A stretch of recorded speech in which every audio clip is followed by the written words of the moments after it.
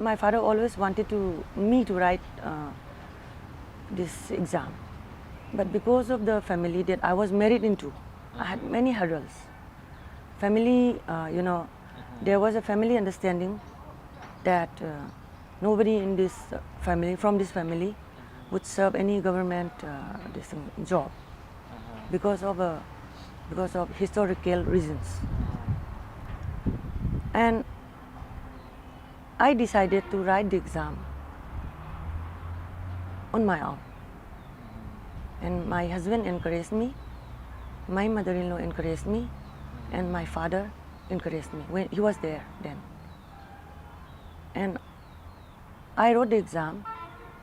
First attempt 2008, the results never came out because of a case in the Supreme Court relating to this differently able individuals. So after that, again, there was another notification. There I wrote. My prelim go through, mains go through, then interview was done. I have always had lots of aspirations in my life. Life is all about having aspirations and motivations. You have to pursue them with your passion. So I cleared, and I got the Manipur Police Service. I came in the Manipur Police Service cadre. So what happened was that, the family has had a very bitter history of,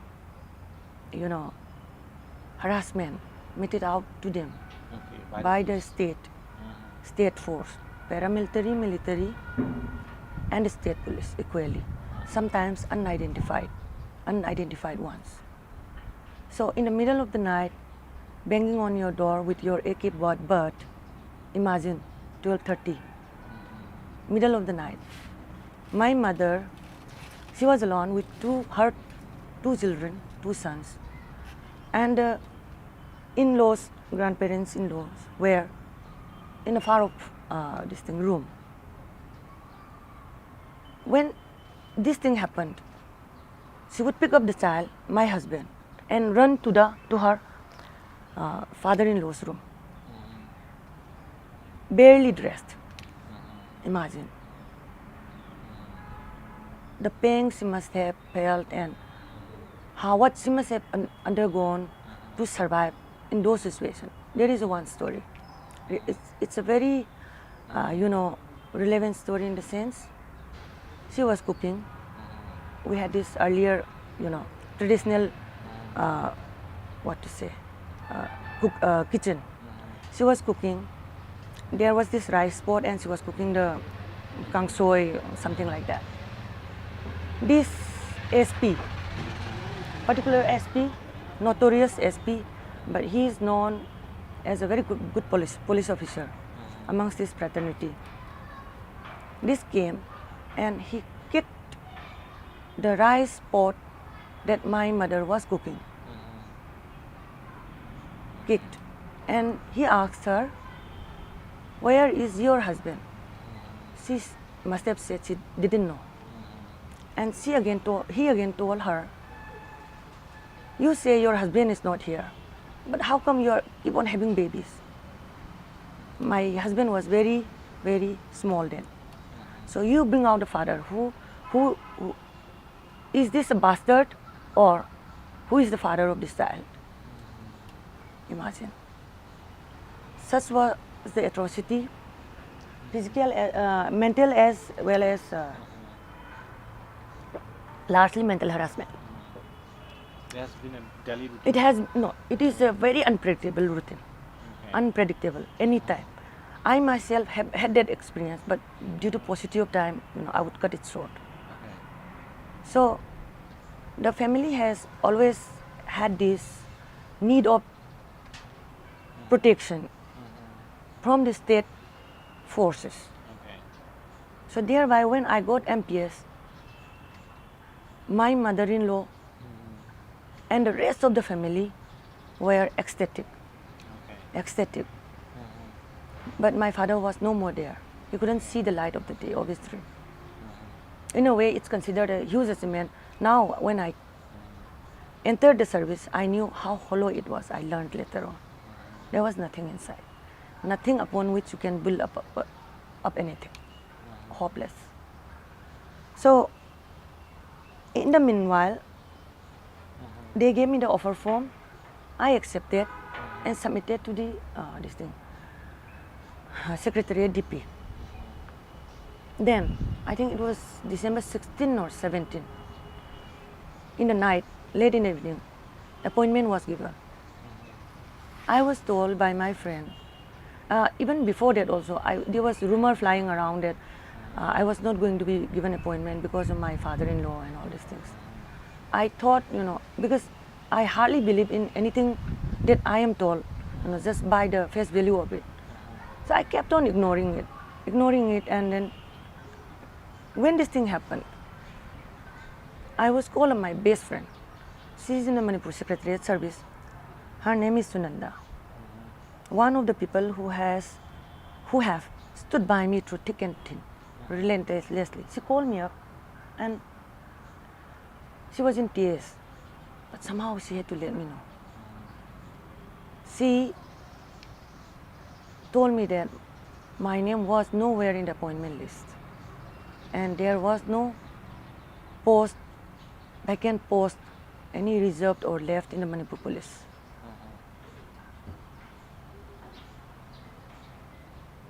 I don't know what happened on that night. Both of us cried so much over the phone.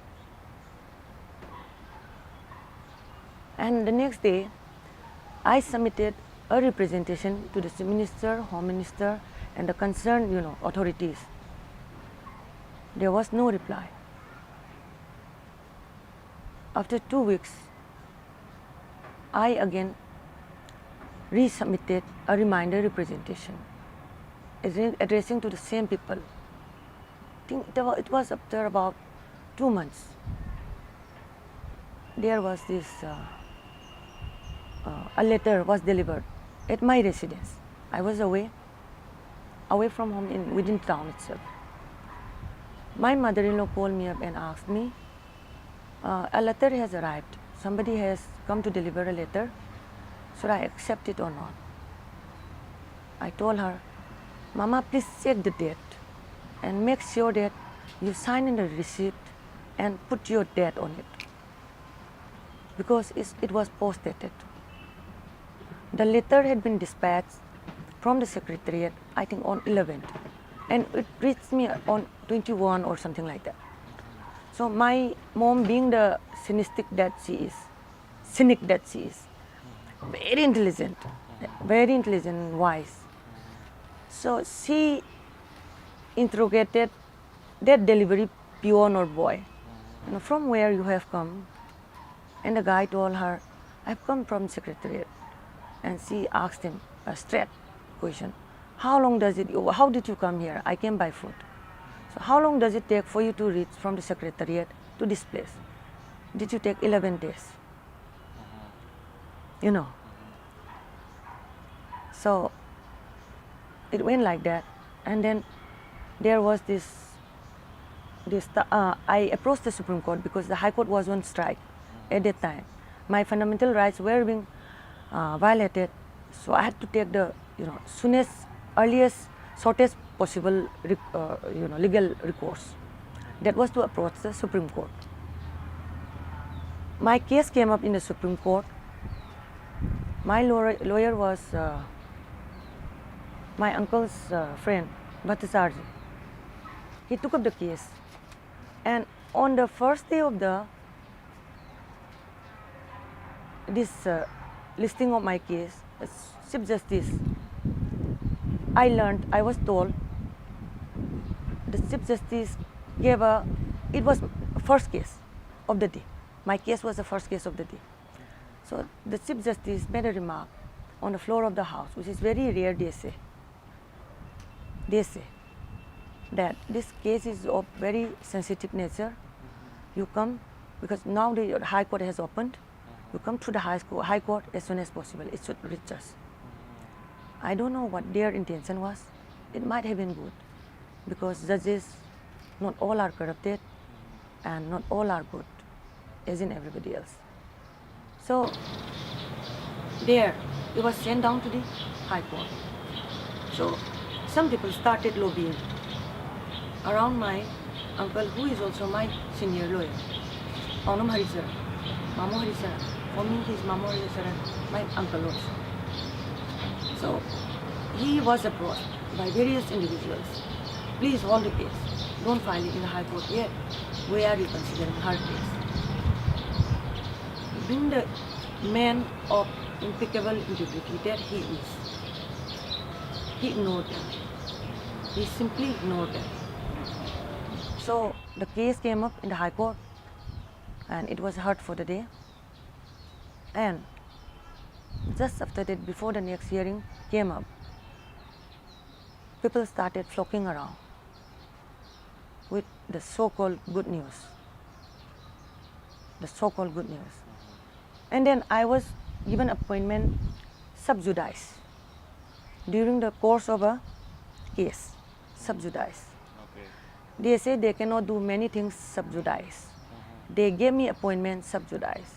See, the thing is that the rulers make the law and use them according to their, convenience. So now they can't do anything sub judice. In my case, they gave me appointment to sub judice, maybe perhaps to save their ass.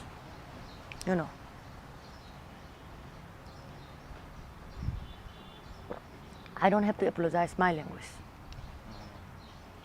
That was the thing. And meanwhile, my father-in-law wrote me a very, very long letter. It was like those, many pages? cheating exam notes. Okay. Cheating exam notes that people use, no? Strips. Okay. Typical in his, organizational style, whereby they pass information in the, least minimum space they can, By the time he was in He was in Guwahati. Guwahati, He was in Guwahati. And the reason they cited in that letter delivered to me was that I sympathize the UNLF. And they claim that I am very close to my father-in-law. And I saved his policy makings. And when he was arrested and he disappeared for 61 days. See, he disappeared for 61 days, that she supported him. So thereby her induction into the Manipur police organization may expose the,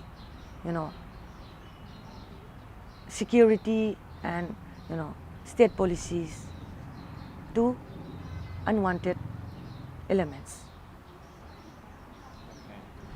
And thus I became a part of the organization, and without my knowledge I was branded. In the protest that I myself took part during his disappearance, all I asked was to bring him out and have him subjected to a fair trial under the judiciary set up by this constitution, which is completely constitutional. No. So that's the point. And this long love letter came. My husband delivered it to me. And I read everything. And it was written both sides. And I gave it to my husband and my mother-in-law, my mama. Both of them read. And I asked them, what do you want me to do? And both of them told me they wanted me to join the service because we need security. So I asked many of my mentors, whom I have always respected, of their opinions.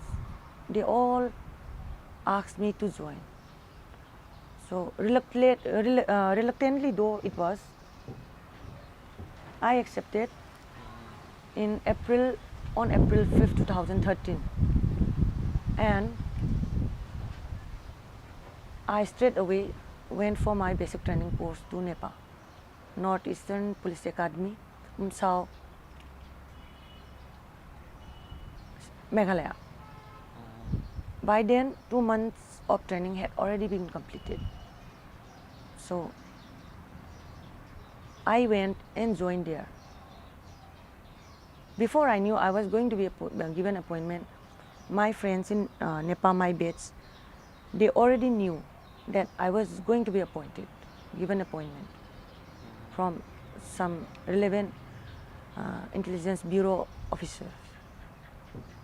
Thereby, I completed the basic training. Even there, I faced tremendous pressure because nobody trusted me. Nobody trusted me. But I ignored everything. I tried my best to fit into the system in which I entered, hoping that I would be able to change the mindset and bring the people and the police closer. It was the only motive I had. I passed out, came here, did probi. During my probation in Lilong, I conducted lots of operations. I did not have any single lapse in any of my operations. I arrested many people from very sensitive areas of Lilong. You know, there is a saying, if you have not passed the Lilong probi, you are never a real police officer. I conducted many operations successfully because of the fact that I could plan and execute things, my plans, meticulously. And I got many distinct appreciations from my seniors, many encouragements, and got a medal also. And from there, I was posted at 9 RB for the first time. It was my first posting. I commanded the Pangai unit of the battalion because at that time we had no proper place. The battalion had no proper place. So the administrative work was being done from 2 rooms, temporary makeshift office in 2nd MR complex. And the barrack was there in Pangai. I went there, I worked there, and the harassment began. I missed out on one point, what I wrote back to my father-in-law. Okay, I wrote him that allow me to join this service so that I may be able to do justice to the people at my level base, thereby at the same time getting security from the state. And I never met and went and met him again after that. okay. Because of the dichotomy that was created. I did not have the conscience to meet him for the fear that I perhaps might again be, victimized with allegations that I met him, why I met him. As if it is a crime to meet your relatives and family who are in jail, as much as it is a crime for having been born or married into a family. The whole family is considered a UNLF family. So thereby, by default, I became a UNLF sympathizer, and so I became a brand ambassador of UNLF. So I wrote him that. I also wrote him that at the most, I would serve only 5 years in the service. It was decided then, already. We had this understanding that without any discussion, I would leave the service at my 5th year of, in the organization. And then as the harassment, alienation, trust deficit factor, isolation, rejection, These things followed Okay. systematically. Mm. Systematically. Okay. So there goes. Mm. The decision to leave the job was taken by the family. Okay. Okay, by the family. By the family. Because this job was never was about me. It became, you know, Okay, family issue. a family issue and an organizational issue, you know, because of me, because of the dichotomy that they created. Thereby, when the harassment, it went beyond tolerable limit. Okay. All my dignity, self-respect were crushed mercilessly, relentlessly. And being the person that I am, the compassionate person that I am, the compassion that I have, I could not take it anymore. So I told everything to my husband, and he was startled. He was startled. That's been a bad experience. And naturally, my mama came to know, and we told every member of the family that this was it. I kept on saying I wanted to leave the job. I kept on saying this to everybody whom I was comfortable with, be it my colleagues or my family. I kept on saying I wanted to leave the job. But none encouraged me to leave it. None. Nobody. Not because they hated me, but because they loved me. Because as per the traditional concept, having a government job and of such a so-called such a prestigious job, you know, civil service, you know, it's very alluring to a layman who has not entered the system. So when this harassment went beyond tolerable limit, decision was made in the family that I would be allowed to leave the job on one condition. When will be decided by me. Okay. It was left to me because they never wanted me to leave the job.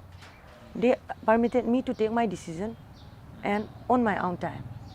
Thereby, when this happened on 15th of October 2015, I drafted my resignation letter and I carried a copy of it in my pen drive all the time with me. And I told my husband, I am going to resign without any, you know, warning to anybody, including you, because this is my life. My life is being ruined and I can't go on. I cannot work in this space where I'm not, I was given no space at all, you know. So I wrote this resignation letter. I planned to leave the job a long time back. And in November, I had my ankle twisted and my ligament was damaged. I had to take leave because I did not have earned leave. My earned leaves were all exhausted while when I'll come to this later on. So from the commuted leave, medical ground, and it extended even after I got better also. I went on extending it because then I had decided this is it. I'm never going to come back. When I left that evening, it was the last time in my office. I came out without looking back, deciding that I'll never look back. I'll never go to that place again. I'll go to burn it down. To burn that down, you know. So, meanwhile, Hirojit thing came up. Hirojit is also very another, you know, he has got a very different role. But the thing is that my resignation and his case have nothing to do, totally separate issues. Because my resignation was decided long time back. And he came and he told me he wanted to confess to me and my husband and me, about the crimes that he had committed. The crime of which I knew earlier, that it was him who shot Sanjit on that fateful, historic day. I panicked because since earlier I started worrying about him. Since the day I came to learn that it was him, I was very worried, and I have been very close to him. Both my husband and me, we are bonded. We have been very closely bonded. So when he told me he wanted to confess to me, earlier I had predicted that this boy is going to die, but nevertheless we never spoke on our professional level. He was my brother, that's it. We never talked about each other's professional lives, thinking that, you know, he thought that me being his sister, I must have been treated very well. And I thought, okay, he is the hitman, executive hitman of the state, the most famous. So he must be living like a king. So I never worried. Occasionally when I would meet him, you know, at some fruit stalls and these fruit stalls and all this, I would buy fruits and give it to him, you know. But one day, when I came back from the office, it was around 7:30 or 8, I think. He was sitting there, there, with his brother-in-law. His back was on me when I came up. And very cynically, because I was very frustrated with his work, very cynically I asked him, "How are your children?" He said, "No, how is your child? How is your son? How is your son?" At that time he did not have the second baby yet. And he said, very innocently, he has got this innocence. You will come to know when you interview him. Yeah. So innocent. Nothing tragic? He told me, "Chiche, you know what? I have a son, I am a father. And a father loves his son so much, Chiche." And I looked him straight in his eyes and I asked him, "See, like you, many people, all the parents love their children. And many mothers, sisters, daughters, wives are waiting for their men, you know, are praying that if ever they could ever lay a hand on his body." This much I told him. And as it is, I got back very tired, frustrated. I went straight to the bathroom and I didn't meet him also. Then he came one fine day and told me that he wanted to confess everything. And he never again appeared. He disappeared again, just like Hirojit style. He simply vanished into thin air without any track. Thereby, I got worried. I started getting worried. And I messaged him, "Amukta lao. Ibungo amukta lao. Ibungo, please come." And he promptly replied, "Iche, I like Sege. Iche, I'll come." And I waited for 3 days. And I was becoming paranoid.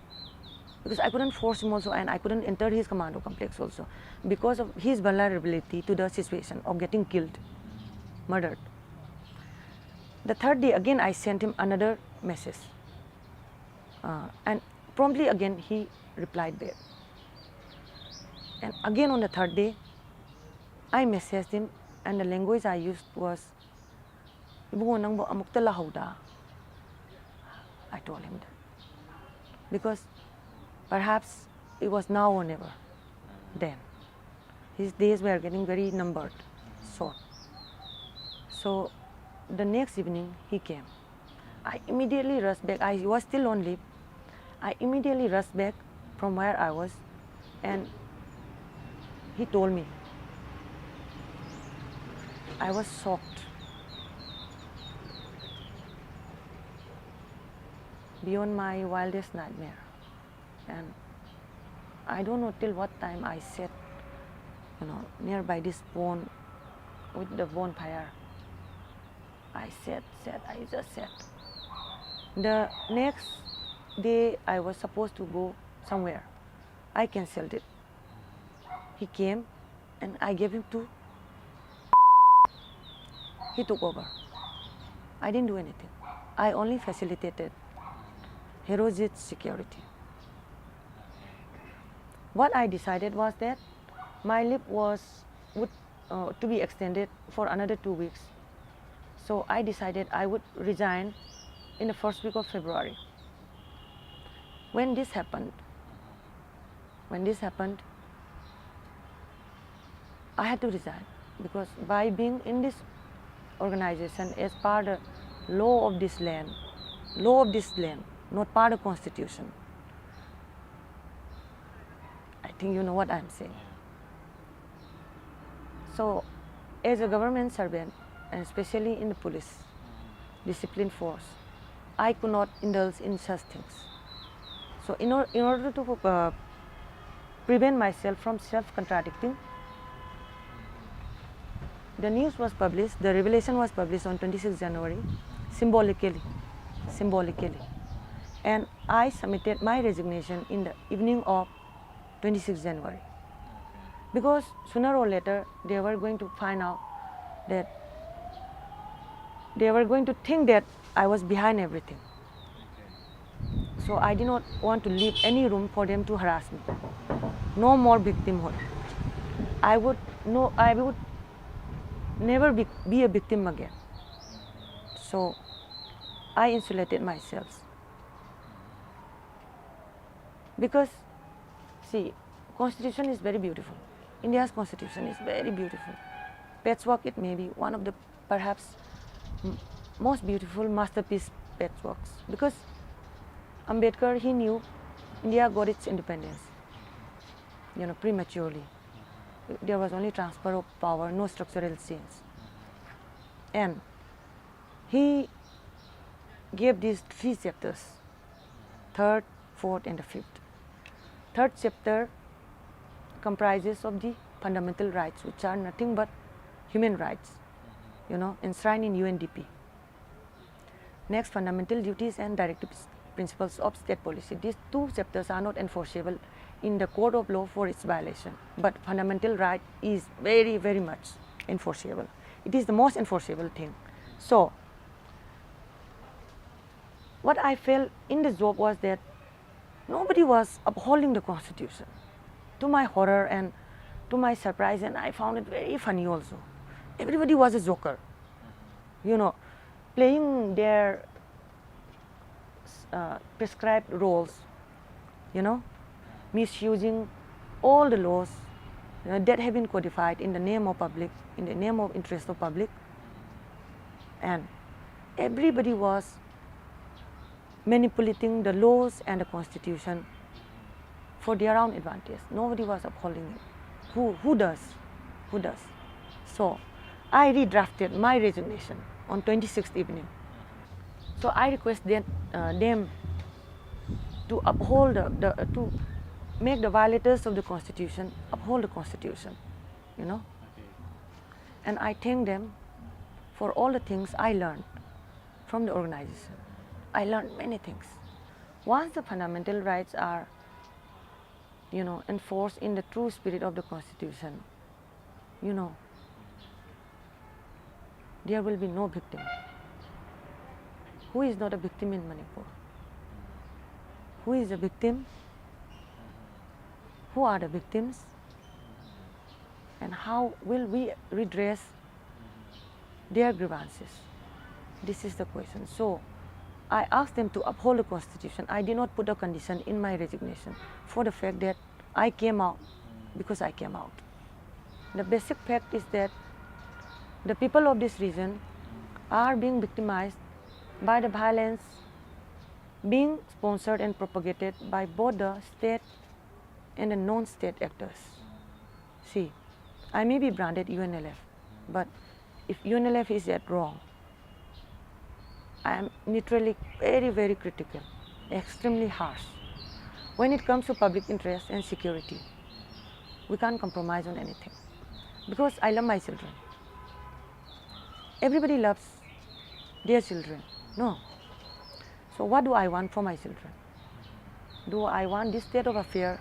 Do I want a Afghanistan-like state of affair? Or do I want my children to roam around at any time of the day fearlessly from both the sides and the peace that I am to have as a mother, to sleep soundly, knowing that my child is safe from anybody except maybe he may be drunk or passed out somewhere. That is another issue.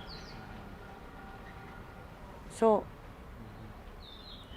I want security for my child, and my child alone cannot be secure without the security of the rest of the children. When all the children are secure, the future is secure. Freedom from gun security. Public should be armed, but the state and the non-state actors, they should be disarmed. You know what? In the Manipur Police Department, there is the armed the section which is the civil police, and the unarmed, you know, sections, groups. No, battalions. Battalions. We are the armed personnel, and the non-armed personnel are the civil police. But they are holding more AKs, MP5s, what not, more than the armed police. We don't carry weapons, but they, not all do not carry weapons.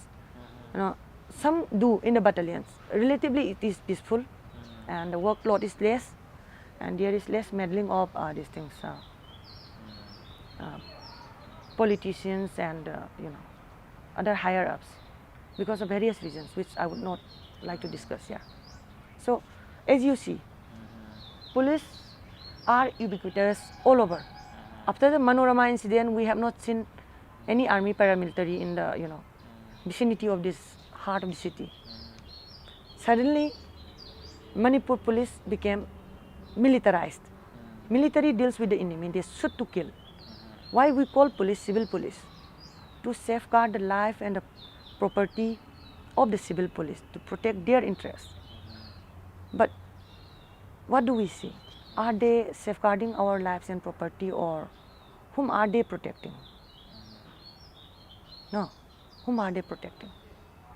To the best of my knowledge, the only facility, so-called facility, if at all it can be called a facility, is the ones on suspension of operation.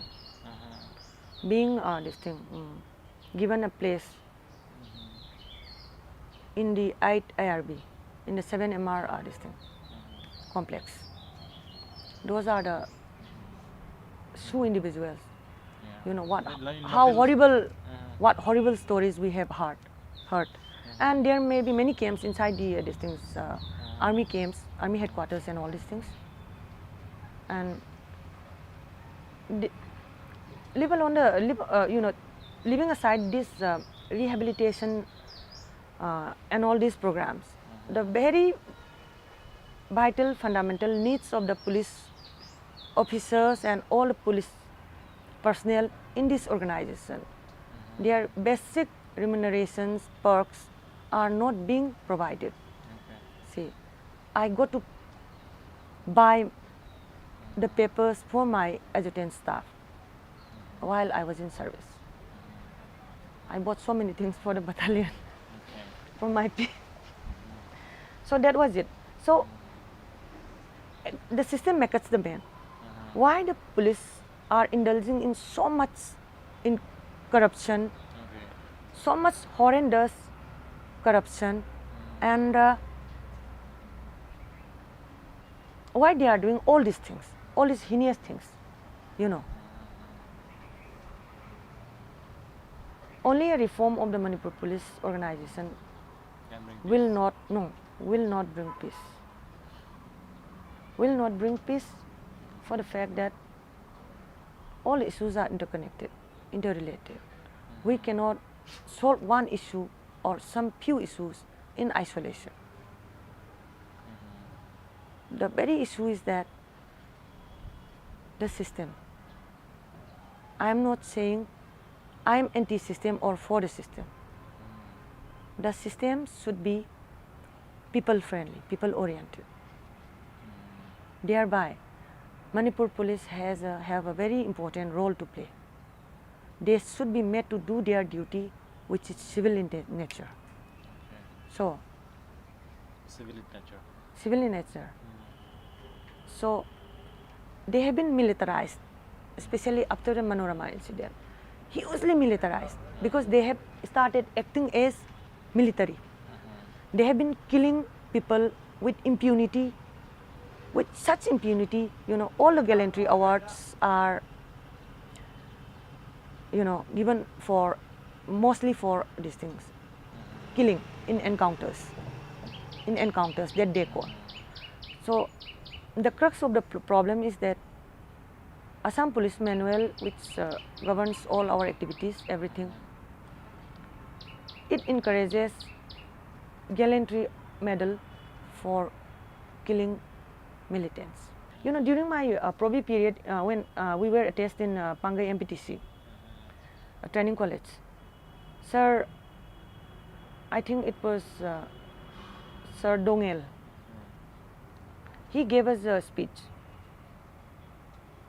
in the class telling us that you have been recruited to serve, because the service is not put on any other officer other than the ranks of the state civil service, candidates who have cleared this exam and the IPS. So you are here to serve.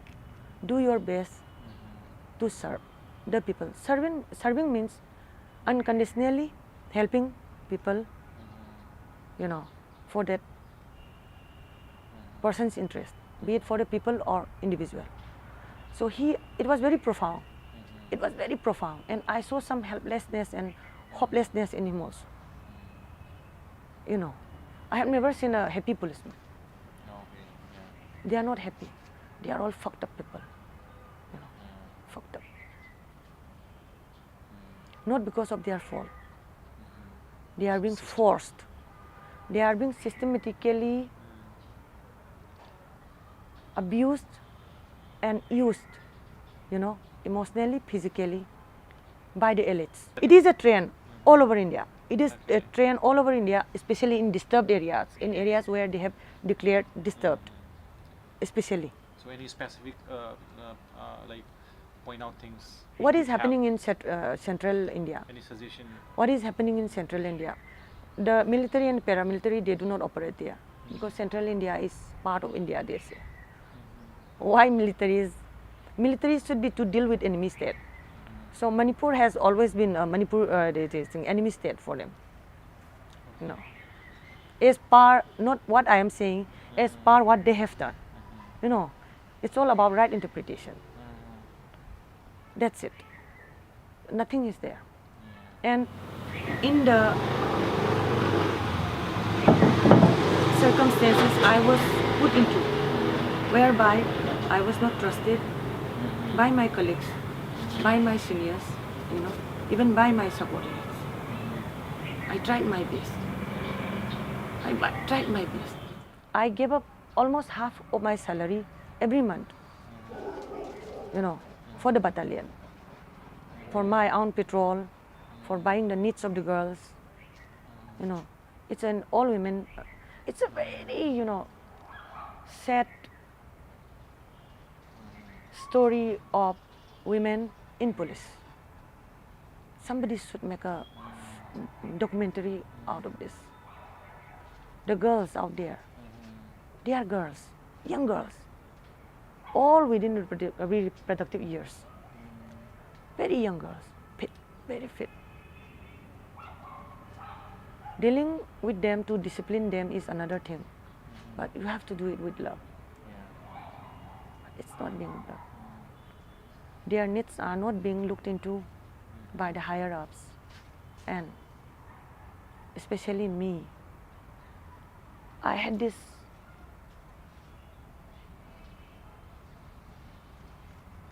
personal harassment, harassment at the office, psychological harassment, meted out to me one after the other, one after the other. So thereby, for the sake of service, as I was told by my commandant, I was told that I would not be entitled to maternity leave because she asked me, how many children do you have? And I told her 2. If there are 2 surviving children, you are not entitled to maternity leave and you won't get it.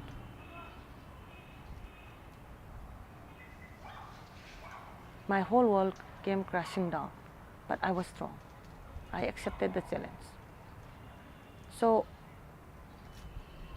she told me, she didn't ask me, she told me to apply for an earned leave of 30 days, just for the beginning, and told me to report back,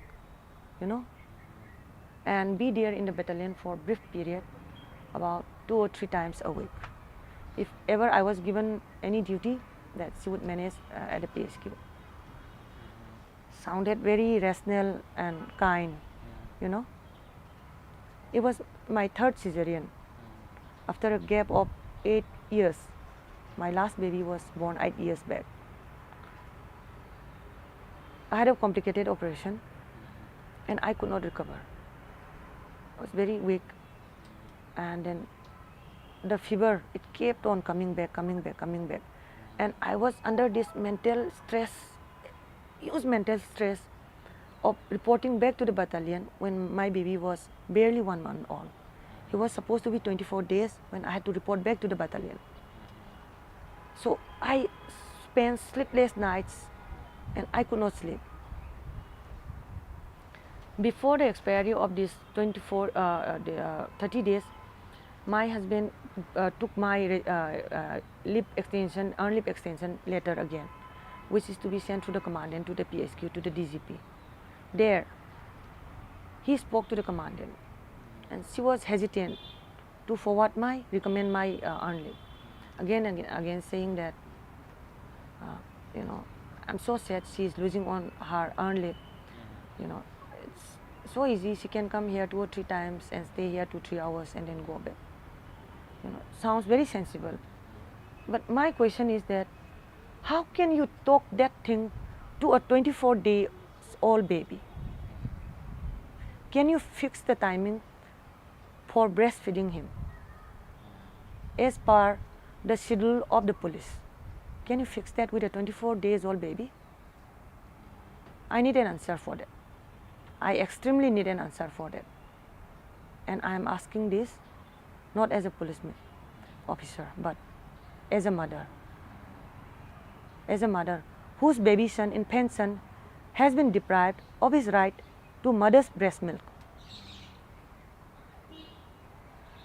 Because it was extended again for 30 days. I reported back to the battalion, and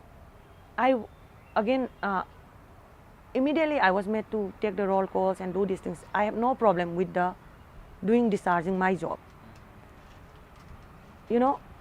At 2 months old, 54 days old baby, they don't sleep at night.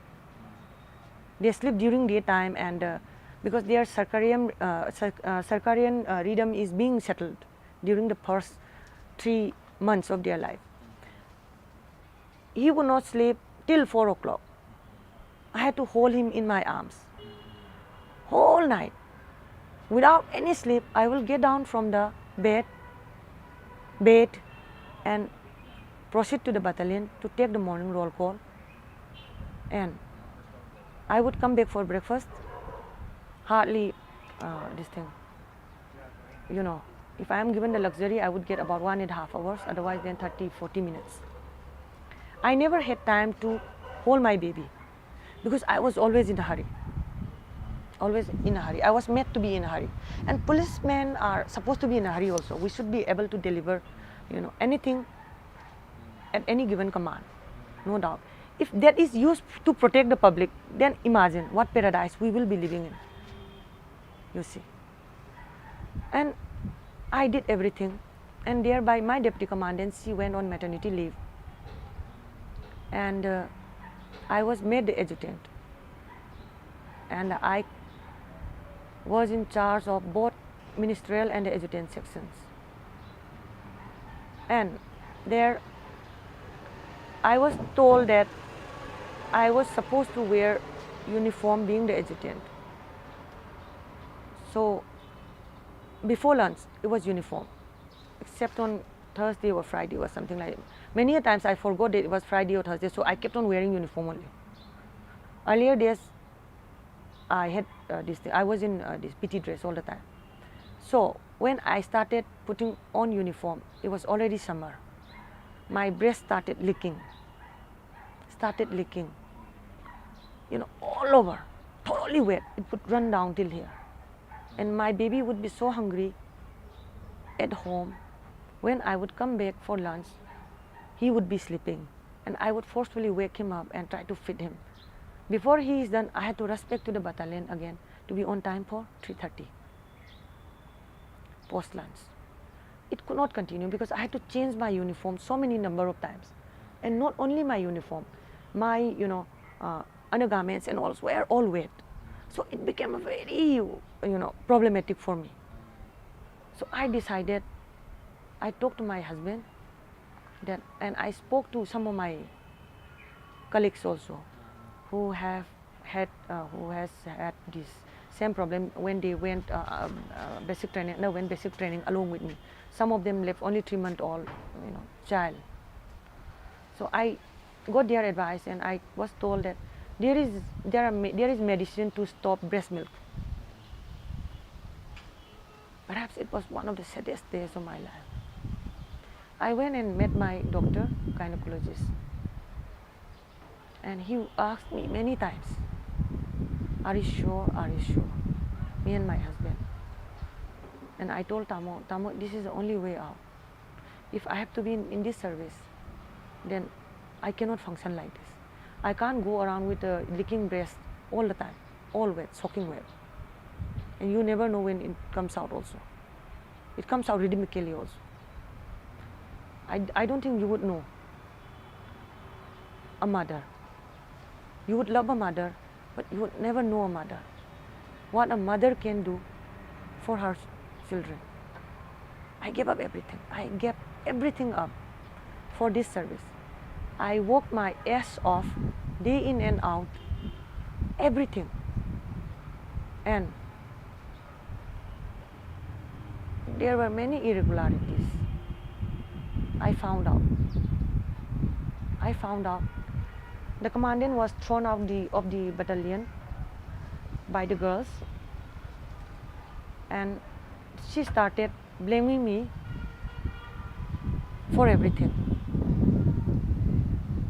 without any substantive support. When I went there to give her a courtesy call, she told me, you people have planned very well, meticulously planned and executed. Good, the rhetoric. I'm also not a child, and I knew what she was saying. And I told her, ma'am, I'm at wrong.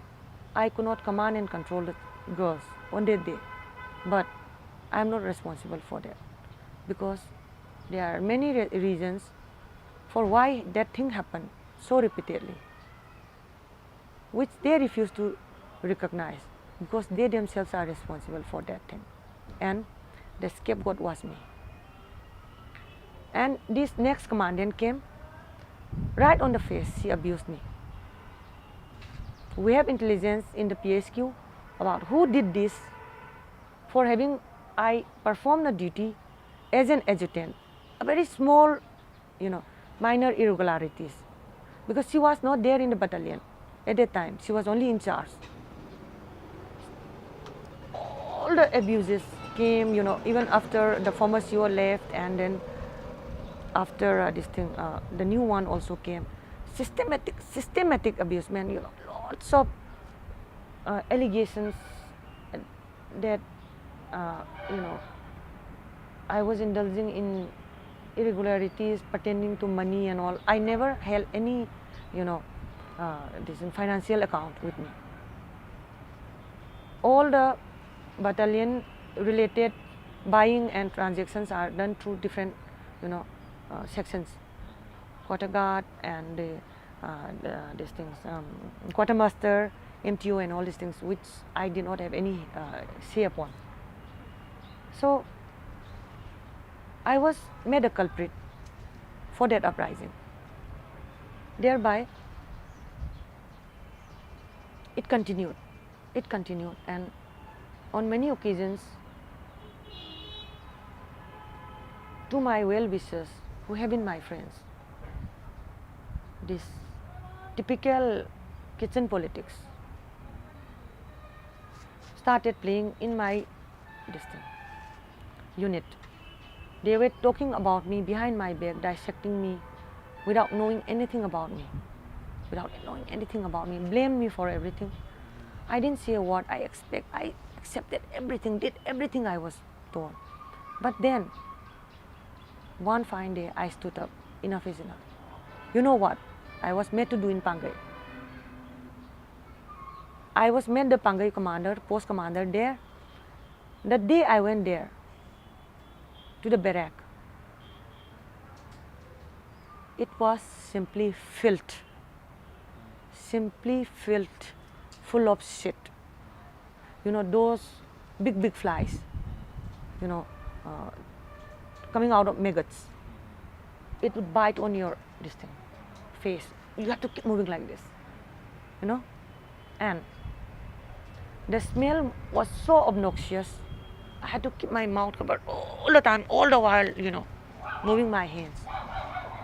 Then I started cleaning up the barrack. And the commandant wanted me to do fatigue of the barrack, to clean up, and wanted to barrack inspect the barrack, you know, as per the rules, which she had not done till then. I don't think she ever visited also, only once, you know, for a very short period. She didn't visit. I'm not throwing stones, but these are facts. So I was told to clean up the battalion. I put up an indent of the list of tools that the girls were going to need to clean up such a huge pile of mess. I was called to the battalion headquarters in Namphel. Pull out the list and asked me, what all you need from this. My ASI over there, she had made this indent, looking into the needs of the situation. Many of the names of the utensils and all, they were tools, were new to them also, and to me also, even though I know them in you know, by their shape and all. I couldn't identify them by the names that we call them in our language. And she told me, she struck out everything, and she gave me 2 brooms, 2 small tiny brooms that hardly had any hair, to clean the barracks. But the deadline was getting near. I had no other option. My husband gave me some 10,000 to buy the tools, and his friend, a very close friend, he delivered all the tools to me. And with those tools, I cleaned up the barrack. I did my best. And as usual, they came, they found only the faults. So I was very motivated. I learned what a superior should not do to his or her subordinates. I was not bitter. I learned. From everything I learned. Because from the moment I entered, I was skeptical, and they never trusted me. In that atmosphere, what could I do except to learn? So it went on, and I went to Ukhrul also. I was sent to Ukhrul. We had this ambush, some 2 years back, in the month of August, September, I guess. We faced the ambush. Over 100 convoys of Manipur police vehicles were there, and one of our soldiers, boys, he died. Nice, I heard he was a very nice man. We lost him. I faced the ambush. I was carrying my baby 6 months in my womb.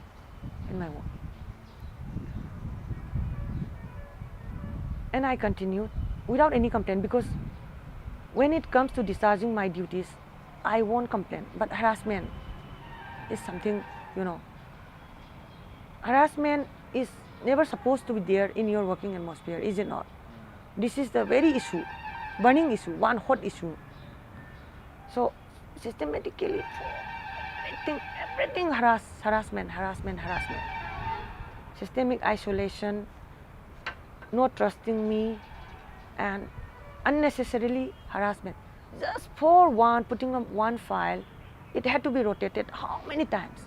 And then I would be called, everybody would be called, and would be met, asked very, what to say, stinking questions, remarks that cuts your soul apart.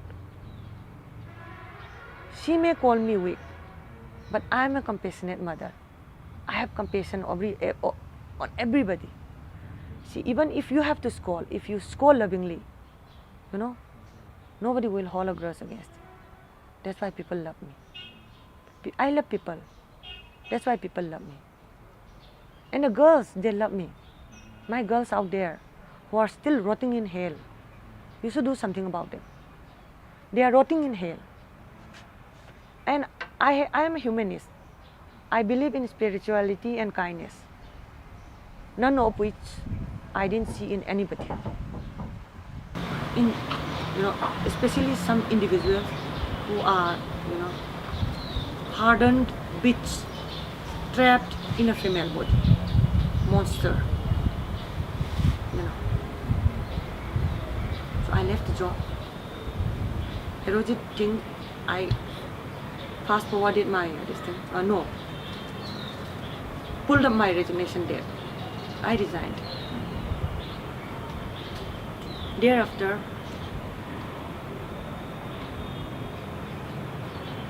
they formed a resignation committee.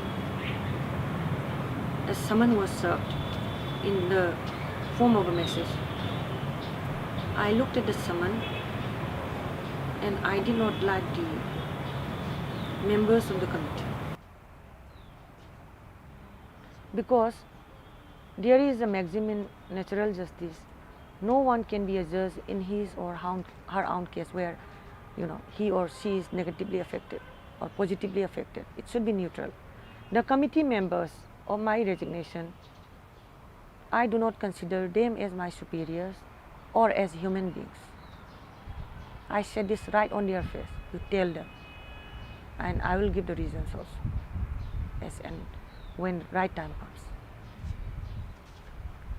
So I tore the summons and gave it back. 3 times they sent, always sent back. Because what the message that I have been telling them is that the committee should be a committee, it should be a neutral committee in which I can have faith in. Because the committee report is going to be used for reporting to other higher ups. So should I trust the report of that committee in which the people who harassed and tormented me, the remote controls of the people who harassed and tormented me were members who are going to write the reasons of my resignation? How should I trust that? Only a fool will trust that, and I am not a fool. So thereby, I have declined to appear before them till now. And meanwhile, before I left the job, I got to learn that in one of the car diaries, the vehicle was assigned to me without any formal order. A gypsy was running around in my name everywhere when I was somewhere else, teleporting, driving around, spending, liters and liters of petrol a day, using my name. Hundreds of liters of petrol, signed by the commandant herself. So, what were they doing? No. What were they doing?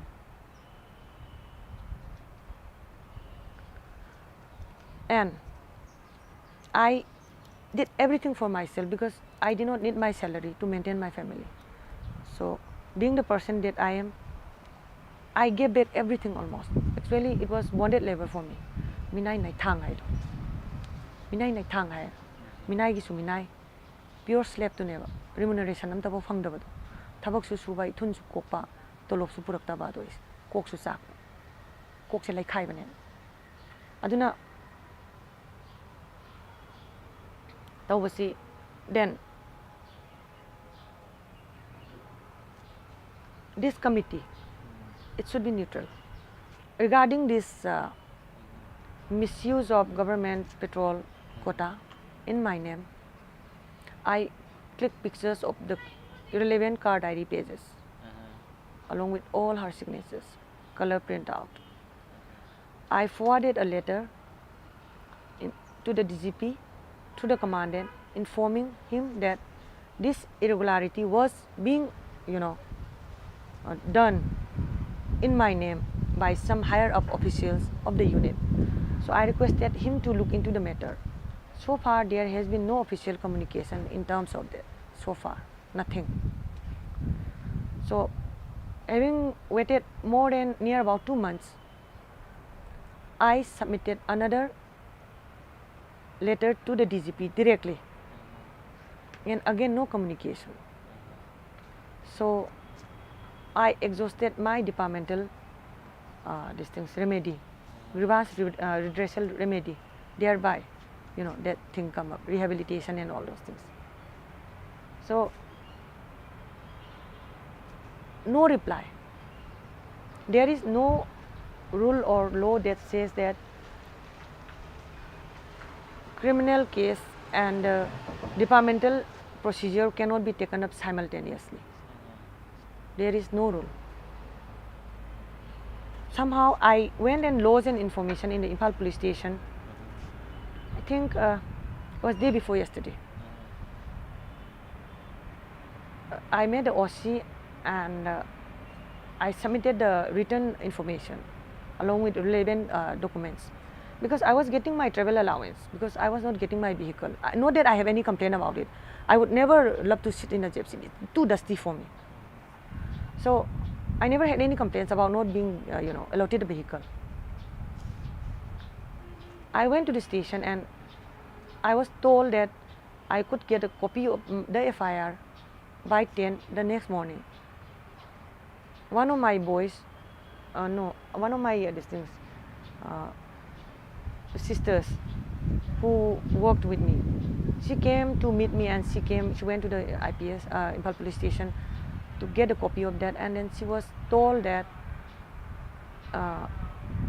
they could not register an FIR on the case because some blah blah departmental proceedings being taken up, and I haven't cared to meet them also in person, because I don't need to explain to anybody.